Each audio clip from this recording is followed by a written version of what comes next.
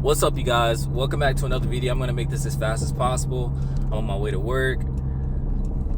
So I've been watching like these red pill videos, manosphere videos, or just like videos about like dating advice, XYZ. And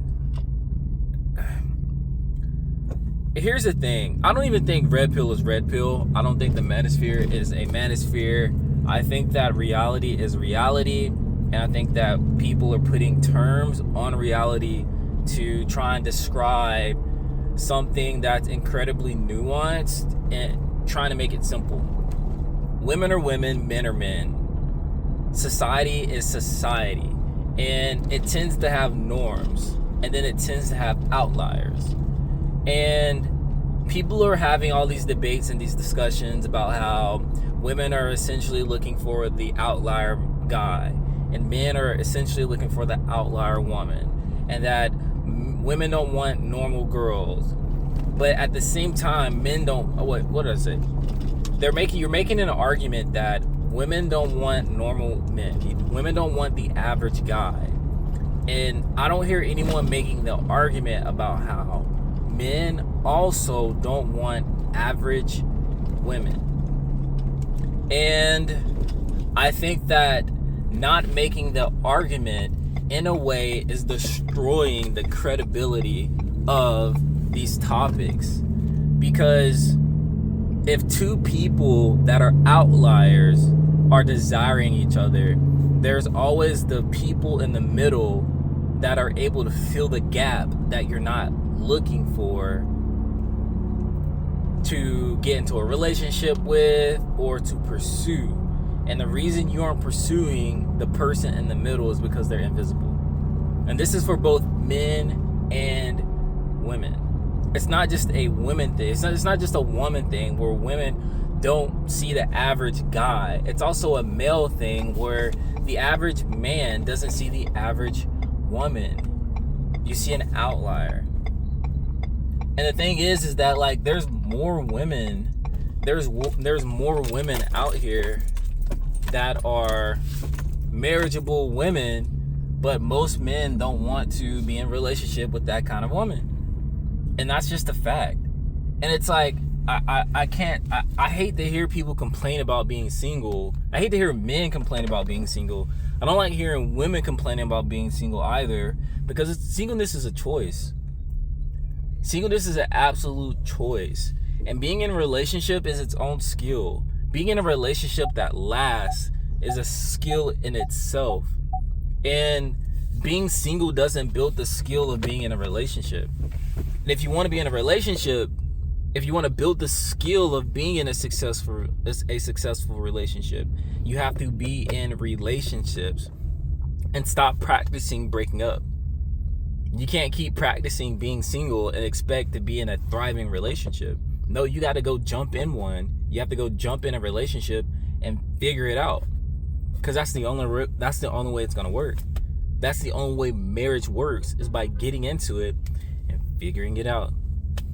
It's not, I'm gonna find somebody that checks off all these boxes, and then once they check off all the boxes and I feel like this is the right thing to do, I'm gonna do it. It doesn't work that way. And I argue that if you try and make it work that way, it's not gonna last. Because at some point, you're not gonna feel like being in a relationship with that person. And then you're just gonna figure out a way to get out of the relationship, to run away from the relationship, right? I think that this dating culture and all these topics that we have surrounding dating culture don't work when it comes to being in a marriage that lasts. Because short-term dating strategies and long-term dating strategies are two different things. And I feel like the arguments that I hear about like the dating space in today's time is they're all about short-term dating strategies.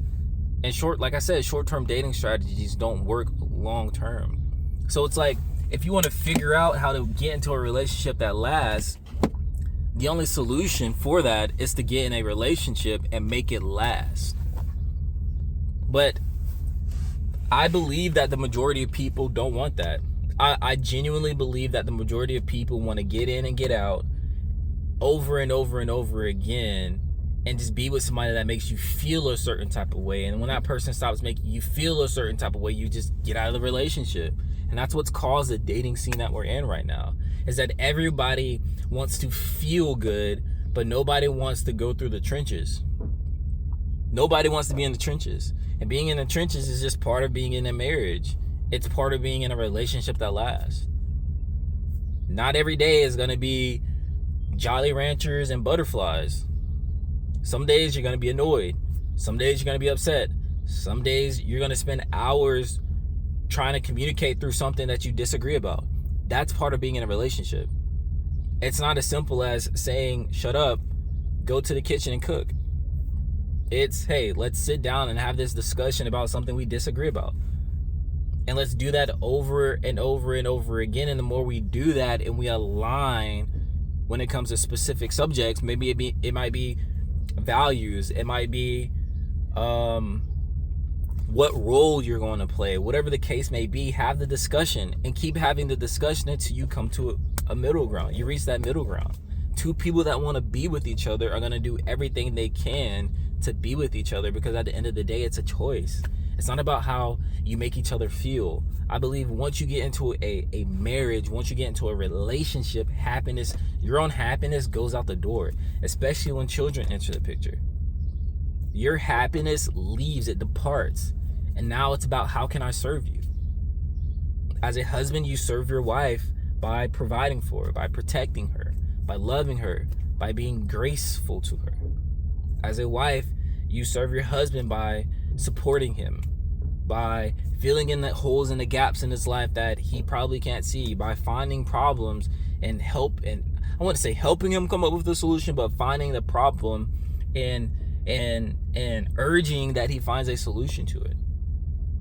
Nudging him, being the little poke in his butt that gets him to do what he needs to do. You're both playing a supporting role within the confines of the relationship, and in that, you're becoming something new every season, every day, every month, every year.